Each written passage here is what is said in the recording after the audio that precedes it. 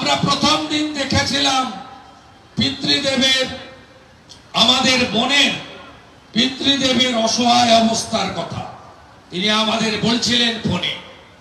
পরে দেখেছিলাম একটি ইলেকট্রনিক্স মিডিয়াতে তৃণমূল কাউন্সিলর মিঠু মজুমদার তিনি কিভাবে মুখ্যমন্ত্রী এবং রাজ্য সরকারের প্রশংসা করে উনার পিতৃদেব এবং মাতৃদেবীকে দিয়ে বলাচ্ছিলেন।